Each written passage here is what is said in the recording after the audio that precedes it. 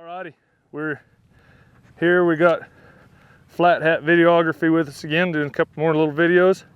And this is something that I've been wanting to do a video on anyway, and then I'm usually by myself, so hadn't got a chance to, so we're gonna do it today. And what I want to talk about is just how these Hackamores work and what we're really doing when we're, and you'll hear me say pull on them, and you'll say, well, you're never supposed to pull on a Hackamore. No, you're not. You're supposed to bump them, but it's just the way I talk, so get over it.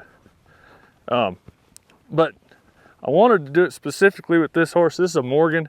He's a great big son of a gun, and I actually swapped him into a snaffle bit here not that long ago, but he's probably got like 50 rides, and most of them have been in the snaffle, or in the Hackamore, pardon me. And I was thinking about it the other day riding him around, just how light and soft he's got in it. And he's not built to be light or soft. You know, he's just not got the conformation to be super soft. But he's gotten that way, and it's because of how I've used this Hackamore. We're inclined with a big horse like this, and I have a little bit larger diameter Hackamore on there. It's a little bit bigger than a 5/8. I'm not good enough at math to tell you what that means. So it's a little bit bigger diameter. It's pretty stiff, and that's not because of how he is, other than the fact that it's just because it's long enough that it's going to fit him. That's mostly why I'm riding him in this. But we're inclined to think, you know, big strong horse, big old thick neck, big old head. Our subconscious is going to make us want to try to pull harder, and we don't need to. Or bump harder or use more. We don't need to, because just being big doesn't mean he's not sensitive. Some big horses aren't as sensitive, some little horses aren't as sensitive. So we still need to just be real conscious of that bump to get that softness in there and to get that pretty carriage. And think about the fact that with this Hackamore, I'm not pulling him around. Oop, we missed our spot. When I pull this way, it's not because of my pull, it's because of the way that Hackamore rotates on his face. And this one you can see it really good because it's a big Hackamore. And so you can see that when I touch there, it rotates on his bridge of his nose, and that's where I've taught him to give.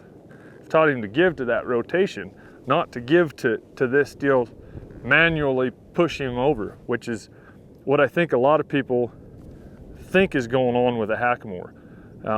You know, you put the first few rides on a colt in a halter, like a rope halter. Well, that is what you're doing. Is you're just, that whole rope around their head is just pulling them over this direction or pulling them over this direction.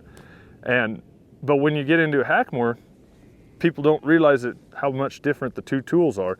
This has leverage. This has signal, this has a lot of stuff going on that a rope halter doesn't have. And so it's the rotation on his nose that I'm getting all the signal with. And even here where I'm walking him around, framing him up, I'm not pulling with these reins and pushing down on his nose to get him to frame up. I'm bumping this back and forth and rotating that on the top of his nose and getting him to give down like that to that rotation, because he already knows from this exercise, he already knows that head needs to come down in order for him to get around. So by doing the same thing, going straight, I'm just bumping that back and forth, putting that rotation on his nose, and then he frames up a little bit. So those are just some of the things that I think a lot of people don't realize is going on with the Hackamore. There's some mystery involved in it, and that mystery is on account of the fact that was kind of a weird departure. That mystery is on account of the fact is the old guys that really knew how to use them didn't really know how to talk about them very good. And then a lot of people that are pretty good at talking never really realized how they actually work. And it's not that I know something nobody else knows or read a book that nobody else read or anything like that. you got to spend heck of a lot of time using one of these before it really starts to make sense what all's going on. I've been using a Hackamore since I was a little kid.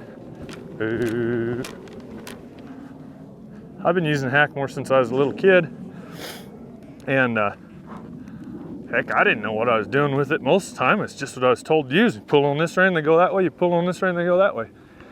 And it wasn't until I got to spending a lot of time around some really good hands, and they couldn't tell me what I was doing different. They could tell me I wasn't doing it right, but they couldn't tell me I wasn't doing what I needed to do different. So I just had to watch them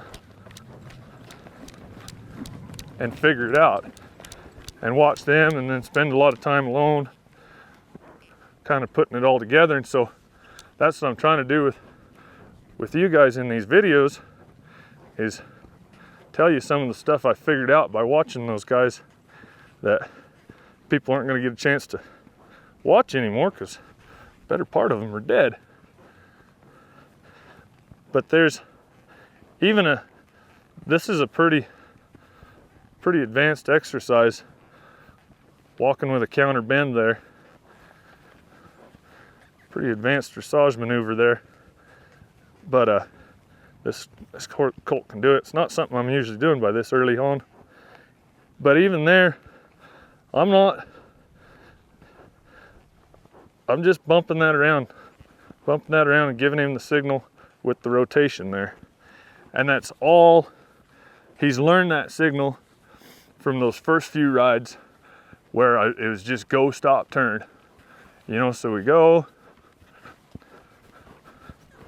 And then to teach him that signal, well, he's got to stop in order to turn. And he figures out what that means. You know, and that's what, in my round pen, that's what the first 7, 8, 10 rides look like for the most part. A lot of trotting around, and then you got to stop to turn, which is go, stop, was almost there, stop, turn, which is back into go as soon as he turns. And so that's all we're learning with that Hackamore at first. It's just that simple of an exercise that then creates all this other stuff. This right here, you know, he's starting to learn a kind of a decent little haunch turn there. At least he's got the math figured out anyway. That was my fault. But that haunch turn maneuver, it's the same thing. It's still the go, stop, turn, and it's the exact same signal on his nose. And so we're not wanting to haunch turn. I built the fix before I ever built any of the rest of it, before I ever taught anything. That signal is go, stop, turn. And so there I can fix it. And by planning things out,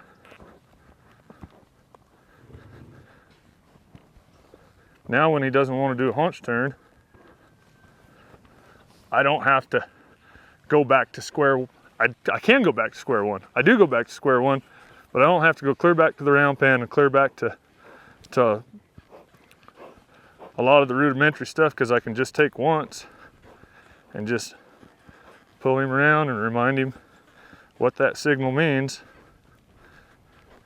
and get him around there. But all of it's from not making a big deal out of things with this Hackamore, not giving big hard pulls and big hard jerks, and not bang bang bang. You'll see these guys banging around on their head to get that, you know, and I'm doing the same thing. I'm just doing it light, but I'm not jerking around to get that head down, which leads me to really, I guess, what the whole point of all this is. You know, you try to get better, and so you get around guys that are better. Well, sometimes the only opportunity you've really got is to like go to the snaffle bit and watch those guys that are winning, or go to the reining fraternity, or go to any of these and watch those guys that are winning. And we were talking about this yesterday. You know, you'll go there and you'll see Zane Davis on a snaffle bit horse just go whack, whack, whack, and get that horse's head down and get him all framed up and drive him up into everything. And you go home and you say, oh, okay, well, he's one of the best there is. That's what I just saw him do that. That's what I need to do. And you don't realize that for a year, he didn't do anything like this. It was all like this. It was all soft and to one side. Not in a Hackamore. Zane's not really a Hackamore guy. He's a snaffle bit guy, but it works the same. He did a year's worth of that to get that bend and to get that frame before he ever, and I can get away with it. I can give little bumps, but before Zane ever said, come here, he spent a year going quiet and easy. And I'm just using him as an example. Ron Rawls, Phil Rawls, any of those guys, it's all the same. So with these Hackamores, just pay attention to what's going on. You got a tool with a lot of leverage, and it's a lot easier than you think to make their face sore. And then as soon as their face is sore, then they don't want to play anymore. And that's what I've got right here, where he's not wanting to do this haunch turn. He says, that's a little sore right there. And I don't like it that when I mess up, that thing kind of bumps me too hard. So ideally I'd go get a softer Hackamore. I don't have one that fits him, so I went to a snaffle instead. But that's kind of all I had to say, had planned out to say. We were talking about how usually I spend 3 days thinking about stuff. This one was off the cuff, so that's that. Hope somebody got something good out of it. Thank you so much to the Patreon crew. You guys are the reason we're able to do this and do the extra things and really do all the YouTube videos too. We wouldn't be able to make it work without you guys. So thank you so much. And any of the rest of you, you can jump on and watch any of these extra kind of things that we do on Patreon and see what's going on there. So check that out if you can.